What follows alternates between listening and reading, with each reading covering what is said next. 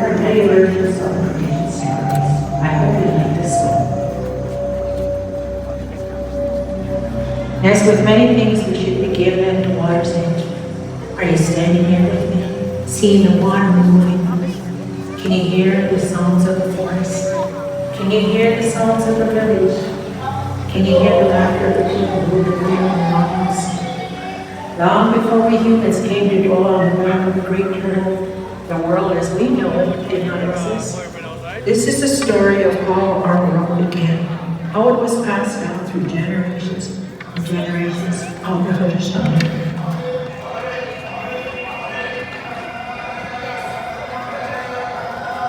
A long time ago, there was a beautiful place we know as the Sky World. In that Sky World were people very much like us, except these beings were very powerful, and they had the power to shape the natural world that we inherit today. In the Sky World, there was a woman known as Sky Woman, though her name in that realm was Mature Blossom. In time, she was to marry the guardian of the standing tree, the tree of life, a magnificent tree that provided life and sustenance to all who lived in it.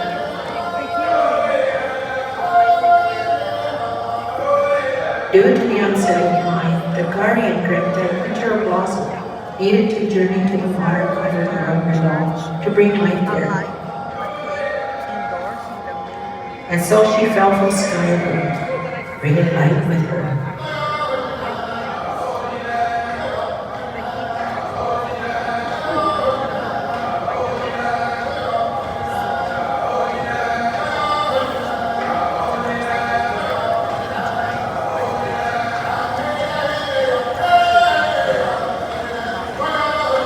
The world below was covered entirely in water, and its inhabitants, the birds, the fish, the animals, they recognized that Skyline was not prepared for life in this world. The birds flew to her, softening and slowing her fall. The others were waiting for her too.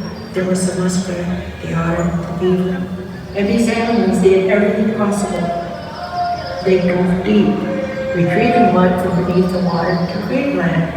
But they had no foundation on which to place the earth. Many creatures tried to bear the weight, but none succeeded. Then the great turtle offered his back, and so upon his shell the mud was spread, growing into the land we now call Turtle Island.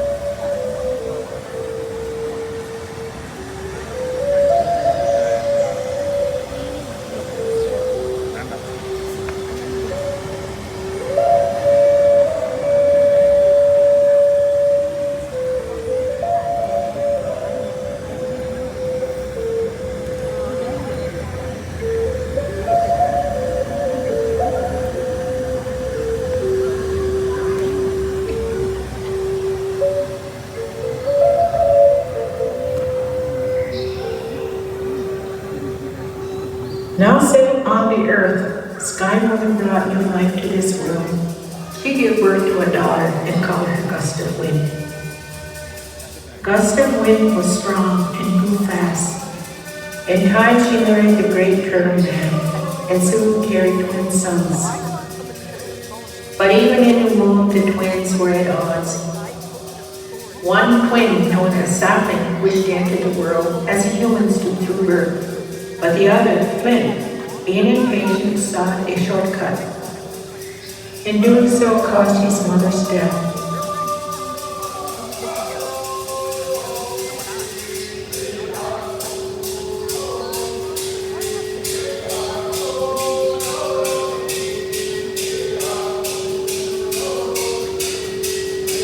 twins laid their mother beneath the earth's garden blanket, and from her body the land flourished. She became Mother Earth, nurturing all life that followed.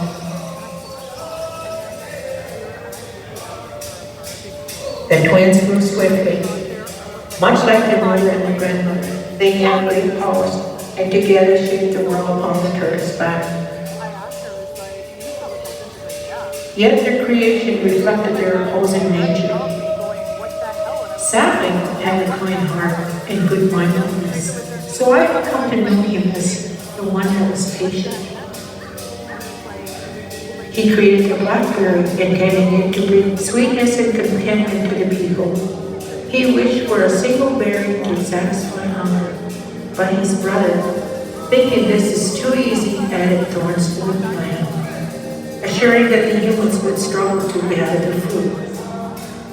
We don't know why Flint wanted to do this, but I think he wanted us to be mindful of picking.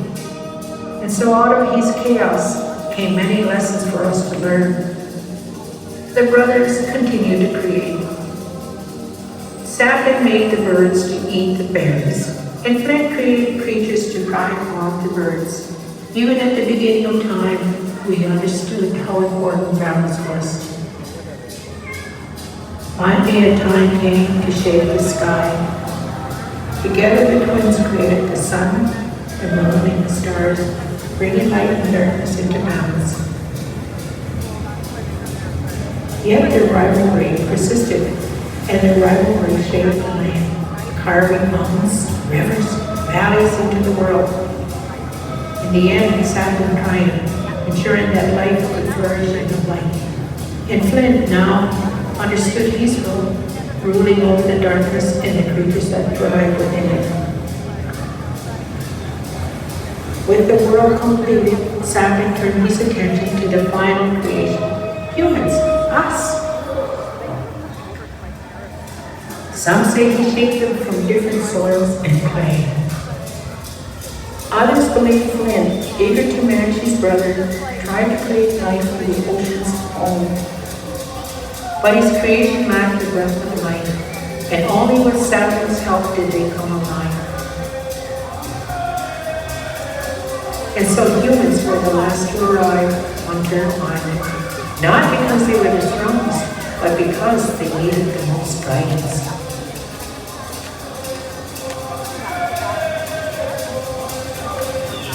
Humans grew in size and population, but they were forgetful of their responsibilities. They were charged with caring for the natural world, with offering greetings and acknowledgement of all the gifts that brought contentment and a good mind. But over time, they forgot. This saddened the Creator, who returned to remind them of their duties.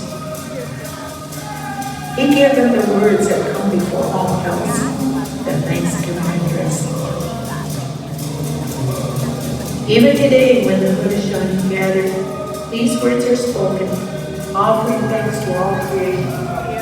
Each person acknowledges their best effort in that very moment and calls upon others to remember their role in this great balance of life. This story begins at the water's edge and stretches across the forests and the rivers and the lands we now see. It is a story that continues, carried forward by those who remember. And so it is said, Toronto, we have done.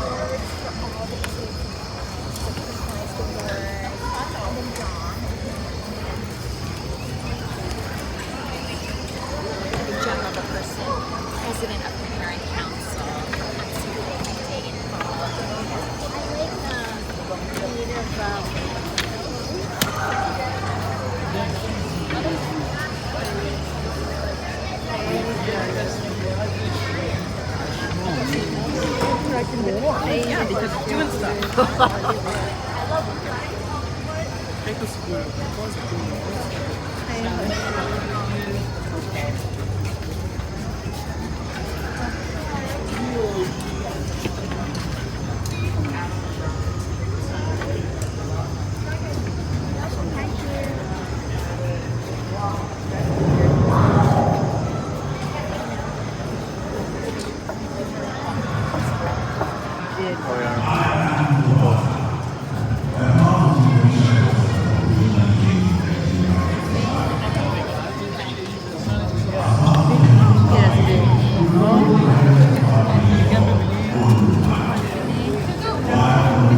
Neymiş o sibelge? Neymiş? Yiyemem.